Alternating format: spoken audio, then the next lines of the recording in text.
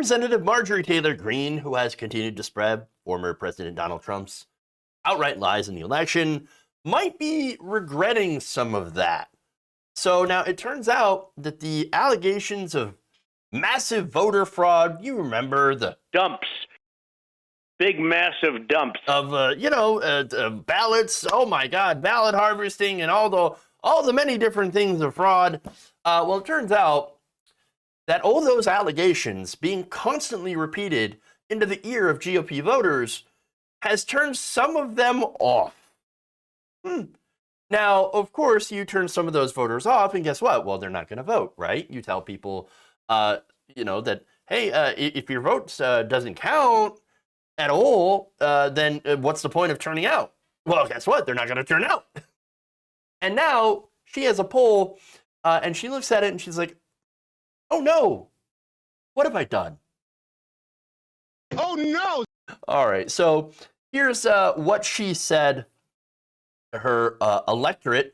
This is on Twitter. She posted this. I recently conducted a poll on Georgia's elections, and my constituents felt their votes would count during a telethon hall. Sadly, 4% said they won't even vote due to voter fraud. This is wrong. Legal votes by ours are just as important as stopping illegal ones. Oh no! Could it have been that the giant lie that I've been telling my voters could end up biting me in the ass? Well, to be fair, Marjorie Taylor Greene massively won her district by like over 50 points. So 4% is not going to really make too big of a difference for her.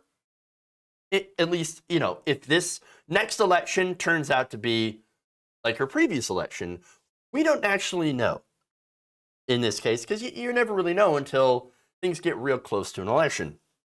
But that said, it turns out that if you tell everybody that voting is rigged, it doesn't matter, they're not going to vote. And so far, they've got 4% of voters in Georgia specifically think, well, fuck it, I'm not going to vote. Well, I mean, who would have seen that one coming? Oh, right, everybody. So now she followed up by tweets noting that Republican Governor Brian Kemp would have lost against Stacey Abrams if just 4% of the Georgia GOP electorate opted out. So she's saying, oh my God, the amount of voters that have decided to sit out the next election could mean that we could have had Stacey Abrams. Oh, why couldn't they have sat out that election? Abrams would have been a lot better than Brian Kemp, that's for sure. That said, it has to be noted that Brian Kemp's administration did voter suppression. They closed a ton of polling places. They purged the voter rolls. They got rid of ballots with mismatched signatures.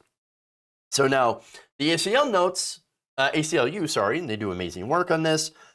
They note that voters are disproportionately affected by this, or that certain groups of voters are disproportionately affected by the signature matching requirement. For example, older people, your signature kind of, changes over time. Disabled people, if, for example, you lose the use of your right arm, if you're right-handed, you got to write with your left hand. You also have trans people who change their names, literally. You have people who get divorced, again, changing their last name from what they registered with. Immigrants who might have not mastered the English language or how to write their name in English, et cetera, et cetera, et cetera. So you have a lot of people who are legitimate voters, who are American citizens, but have their ballots tossed out because of a signature mismatch. So those people get tossed from the rolls, and they could number in the thousands. Okay. Now, despite all of that, Abrams still came very close to beating out Kemp.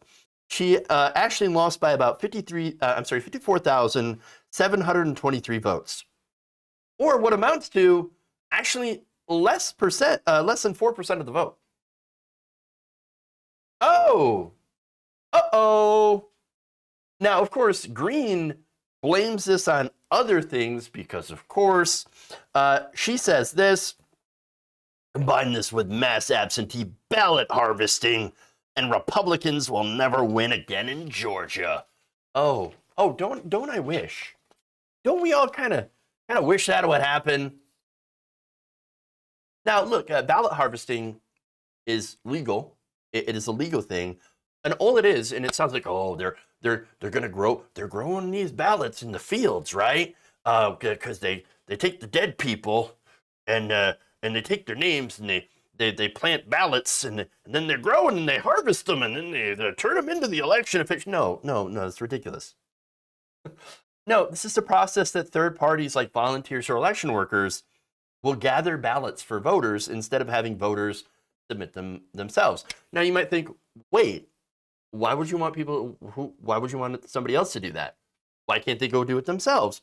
Now, once again, this is advantageous to people who are poor, who are disabled and can't leave the house, or have very difficult time with mobility, or again, if you're poor and you rely on public transportation, people who are minorities living in the inner city, people who can't vote on election day because for some goddamn reason, election day is not considered a holiday in this country. So I guess if you're working your two uniquely American jobs, or at least you were before the pandemic, you don't exactly have time to go down and wait, especially in areas where they have closed down polling places, and places like in Georgia, for example, where we showed you pictures of gigantic lines where people were waiting for 4 to 6 hours to go and vote. You ain't got time. You ain't got time.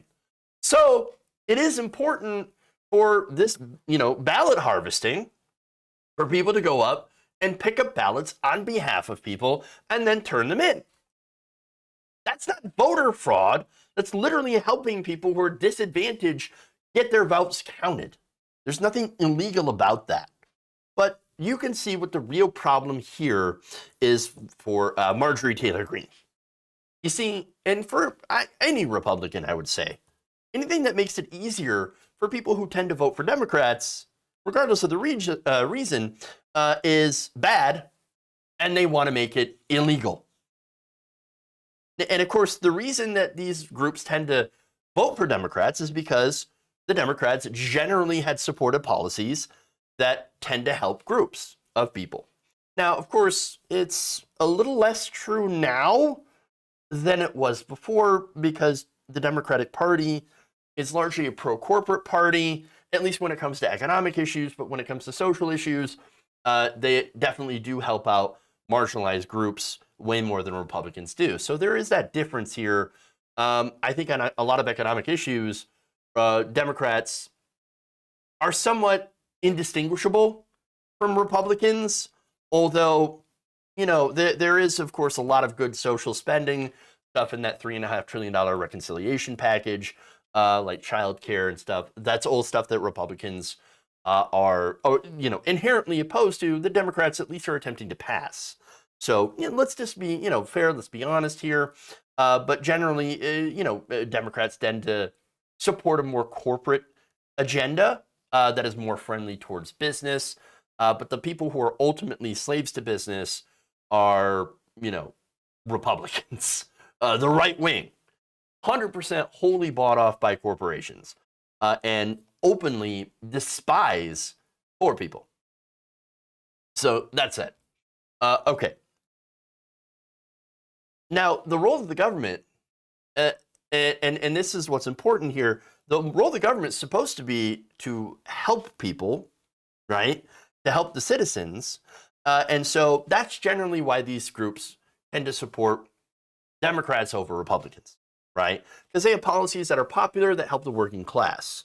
And now, of course, conservatives scream, no, they don't. It's not. Well, who the hell is going to help the disabled then? I mean, for-profit corporations aren't going to help the disabled. Charity is not going to help. Charity, by the way, and I'm not saying charity bad. What I'm saying is charity is unable to keep up with the need. Okay? Charity will never have the reach and the resources that government is able to have. So understand that this is why you have to have government that works for regular people, government that works for the working class, for the disabled, for minorities, etc. Now, Republicans in office say, no government, no services, everything should go to the rich, and that's freedom. Now, of course, Democrats say, well, we should means test everything. No, I don't like that either. I don't think we should have means testing. I think everything should be universal. We should have universal health care, Medicare for all. We should have universal pre-K, universal free college for everybody. And that's stuff that, unfortunately, the Democratic Party, in theory, there are some that do say that they support it, but so far their actions don't really show us that they do support that. And so they tend to go for more of like a means-tested, measured approach. And we see this all the time. Even though their policies do generally still tend to help people, they could help a lot more if they got rid of that stuff, that means testing. So that said, Republicans say, no, but we don't want to just means test. We're just going to want to get rid of it. We don't want money going to poor people. And so no government services, nothing like that. And by the way, even when they don't say those things out loud, when they say, oh, we're protecting Social Security, we're going to protect this, protect that. No, their policies still support giving everything to the rich, to the donors. They do it through giant tax cuts, deregulation. They give money directly to corporations. For example, you have subsidies to oil companies and gas companies. And not only that, they don't even have to present new policy positions. All they have to do is just defend giant tax cuts for the rich, which they continue to do, and these giant oil subsidies, et cetera, et cetera. And so Marjorie Taylor Greene, getting back to her, Marjorie Taylor Greene loves to rail against what she calls corporate communism. Now, corporate communism is just basically capitalism. That's what it is. And by the way, she only rails against that because companies will pretend to be on the side of black people and minorities because it sells them more products. And again, that's how capitalism works. Woke corporations, no, they're not. No, all they want to do is just sell more stuff. And that's it.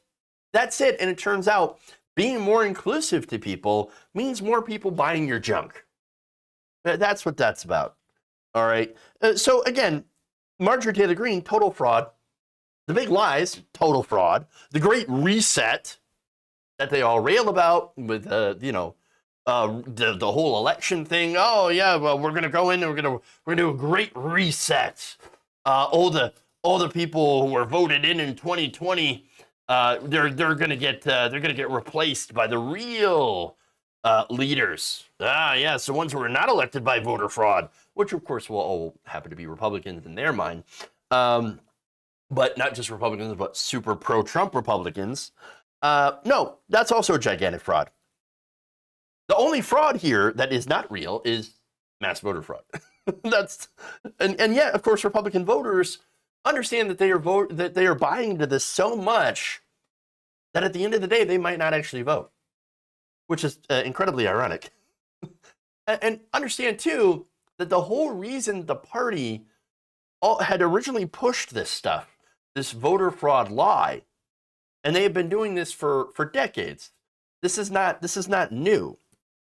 The whole reason they've been pushing this is to do voter suppression, prevent Democrats from voting, because they admitted openly, the godfather of the modern conservative movement, Paul Weyrich, even admitted during his speech, hey, the more we drive the numbers of people that vote down, the better we do in elections. The less people vote, the better we do. So let's drive down the vote. I don't want more people voting.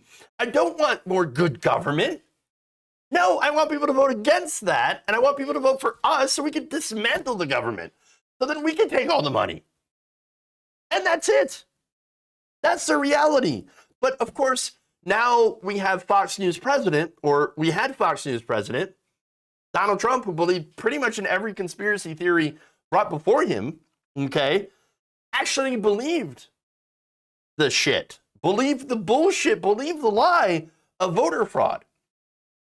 And of course, because it serves him, all right, and now, since he's cult leader supreme, now even more Republicans are actually drawn into believing it instead of using it as, of course, the cynical tactic that it was to try to enact voter, so-called voter fraud, or voter ID, et cetera, voter suppression laws or pro-voter suppression laws in places where their majority might be challenged. Now they actually do believe it, and it's literally a part of, their identity as a conservative now, that they have to believe that the election was stolen from Donald Trump because of mass voter fraud. And if that ends up hurting the Republican politicians in the long run by people choosing not to vote, well, I mean, that's kind of ironic. But that said, the important thing to focus on is the fact that there is, regardless of whether the Republican voters turn out, remember, you still have Republicans in power in the states right now that are doing everything they can to still do voter suppression of minorities, Democratic voters. And so you still have to watch out for that, because even if their voters, some of them give up, they're still going to try to suppress more in order to make sure that they continue to, that they continue to win elections unchallenged. If you enjoyed this video, please give us a like and share with your friends. You can subscribe and help out the channel by becoming a patron. It's patreon.com/Jeff Waldorf, or you can become a channel member as well by hitting the join button below.